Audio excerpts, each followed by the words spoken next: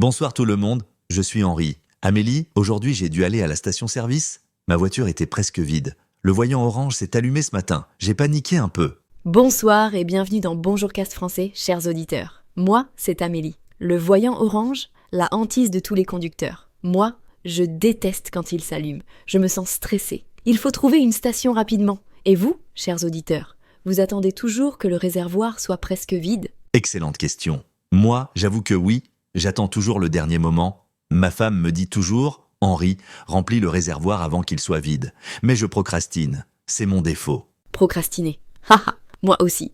Aller à la station-service, ce n'est pas amusant. C'est une corvée. Surtout quand il fait froid. Ou quand on est pressé. Alors on repousse. Jusqu'à ce que ce soit urgent. Urgent, exactement. Ce matin, j'ai cherché la station la plus proche. Il y en a une à 5 minutes de chez moi. Heureusement, j'ai conduit prudemment. J'avais peur de tomber en panne. Tomber en panne, le cauchemar absolu. Moi, ça m'est arrivé une fois. Ma voiture s'est arrêtée au milieu de la route. Plus d'essence. J'ai dû pousser ma voiture sur le côté. C'était embarrassant. Embarrassant et physique. Pousser une voiture, c'est dur. Alors quand je suis arrivé à la station, j'ai été soulagé. Il y avait plusieurs pompes, certaines occupées, d'autres libres. J'ai choisi une pompe libre. Choisir une pompe. Moi, j'essaie toujours de choisir celle qui correspond aux côtés de mon réservoir. Parfois, je me trompe, je dois manœuvrer, faire demi-tour. C'est agaçant. Tu te souviens toujours de quel côté est ton réservoir ? Bonne question. Moi, je regarde toujours l'icône sur le tableau de bord. Il y a une petite flèche qui indique le côté. Pratique. Avant de connaître cette astuce, je me trompais tout le temps. La petite flèche. Oui, c'est génial. Moi aussi, je l'utilise. Surtout quand je conduis la voiture de mon mari. Son réservoir était du côté opposé au mien. Ça me perturbe toujours. Ça perturbe. Alors, j'ai ouvert mon réservoir. J'ai pris le pistolet. Essence ou diesel ? Sur ma voiture, c'est bien marqué « essence sans plomb ». Mais il faut faire attention. Se tromper serait catastrophique. Catastrophique. Mettre du diesel dans une voiture essence. Ou l'inverse. Le moteur serait détruit. Ça coûte très cher à réparer. Moi, je vérifie toujours 3 fois, par précaution. Et vous, nos chers auditeurs, vous avez déjà fait cette erreur ? J'espère que personne n'a fait ça. Bon, j'ai commencé à remplir. Le compteur tournait, les litres augmentaient, et surtout le prix augmentait. 10 €, 20 €, 30 €. C'est cher l'essence maintenant. C'est très cher. Les prix ont tellement augmenté ces dernières années. Moi, je dépense environ 70 € à chaque plein. Pour une petite voiture, c'est énorme. Ça fait mal au budget familial. Mal au budget, moi aussi. Aujourd'hui, j'ai payé 80 € pour un plein. Avant, c'était 50 €. C'est presque le double. Je comprends pourquoi les gens cherchent des alternatives. Des alternatives, les voitures électriques par exemple. Plus besoin d'essence. On recharge chez soi ou aux bornes électriques. Ça devient de plus en plus courant. Tu as déjà pensé à passer à l'électrique ? J'y pense. Mais les voitures électriques coûtent cher à l'achat. Et puis, l'autonomie me fait peur. Peut-on faire de longs trajets ou recharger en route ? J'ai encore des questions. Des questions légitimes. Moi aussi, j'hésite. Mais la technologie s'améliore. Les batteries durent plus longtemps. Les bornes se multiplient. Dans quelques années, ce sera peut-être la norme. La norme ? Peut-être. En attendant, on continue avec l'essence. Alors, après avoir rempli mon réservoir, j'ai remis le pistolet en place. Il faut bien le raccrocher. Sinon, ça goûte partout. Ça goûte partout. Et l'odeur. L'odeur de l'essence sur les mains. Je déteste ça. Même après m'être lavé les mains, l'odeur reste. C'est tenace. Tu as eu de l'essence sur les mains ? Un peu ? Sur les doigts. Alors j'ai utilisé les gants jetables à côté de la pompe. C'est pratique. Ils protègent les mains, mais beaucoup de gens ne les utilisent que pas. Ils touchent directement le pistolet. Directement le pistolet ? Moi, j'utilise toujours les gants. Question d'hygiène. Et puis, dans certaines stations, il y a des lingettes pour se nettoyer les mains après. C'est bien pensé. Bien pensé. Alors, après avoir fait le plein, direction la caisse, pour payer. Dans certaines stations, on peut payer à la pompe, avec une carte bancaire. Mais moi, je préfère aller à la caisse. À la caisse. Moi aussi, j'aime bien avoir le contact humain. Dire bonjour, merci, bonne journée. C'est plus agréable que de parler à une machine. Et puis, on peut acheter d'autres choses. Acheter d'autres choses ? Oui, la boutique de la station-service. Il y a de tout, des boissons, des snacks, des sandwichs. Et les prix sont souvent élevés. C'est le piège. Le piège. Moi, quand je m'arrête à la station, j'achète toujours quelque chose. Un café, une bouteille d'eau, des bonbons pour les enfants. C'est plus cher qu'au supermarché. Mais c'est pratique. Pratique ? Aujourd'hui, j'ai acheté un café, 3 €. Au supermarché, ce serait 1 €. Mais j'avais besoin de caféine. Alors j'ai payé 83 € au total. Essence plus café. 83 €. Aïe. Moi, la dernière fois, j'ai acheté un sandwich. 5,50 € pour un petit sandwich. J'étais choquée, mais j'avais faim. Alors j'ai acheté quand même. On achète quand même ? C'est ça leur stratégie.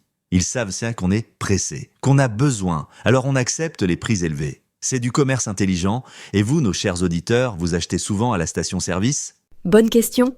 Tu sais, Henri, ce que je trouve intéressant dans les stations-service, c'est qu'elles sont ouvertes tard.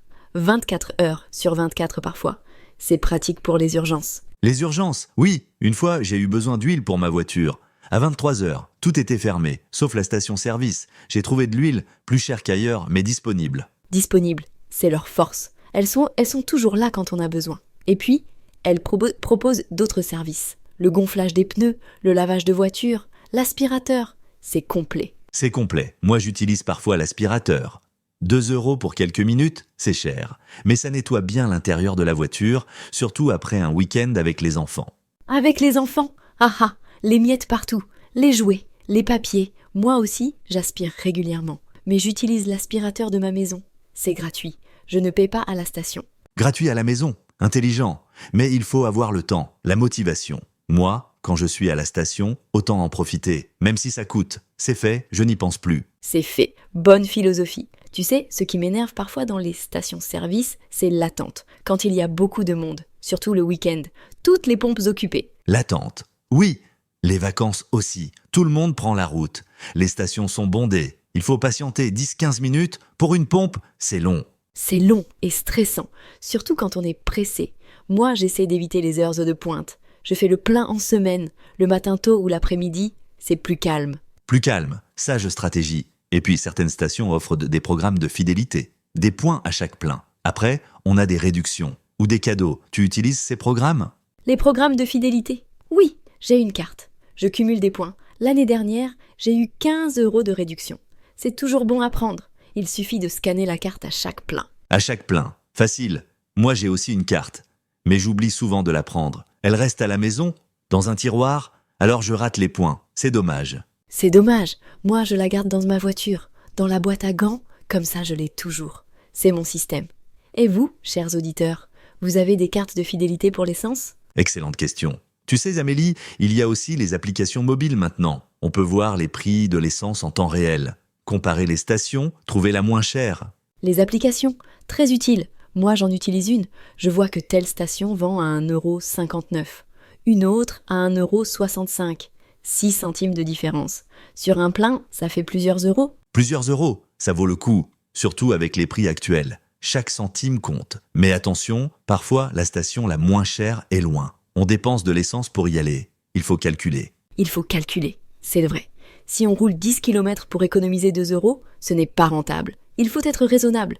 Choisir une station proche avec un prix correct. Un prix correct, exactement. Bon, pour conclure, mon passage à la station ce matin s'est bien passé. J'ai fait le plein, acheté mon café. Maintenant, je suis tranquille pour 2 semaines. Tranquille pour 2 semaines. C'est bien. Moi, je fais le plein tous les 10 jours environ. Ça dépend de mes déplacements. Si je voyage beaucoup, c'est plus fréquent. Ça dépend des déplacements. Tu sais, avec le télétravail qui se développe, certaines personnes vont moins à la station, elles utilisent moins leur voiture, elles économisent sur l'essence. Elles économisent, et c'est bon pour l'environnement aussi. Moins de pollution, moins de carbone. Je pense qu'à l'avenir, on utilisera de moins en moins la voiture. Plus de vélos, de transports en commun. Plus de transports en commun, peut-être, en ville surtout. À la campagne, la voiture reste indispensable. Pas de bus, pas de métro, on a besoin de la voiture pour tout. À la campagne, c'est vrai, chaque région a ses besoins. L'important, c'est de réfléchir à notre consommation. Utiliser la voiture quand c'est nécessaire. Privilégier les alternatives quand c'est possible. Privilégier les alternatives, sage conseil.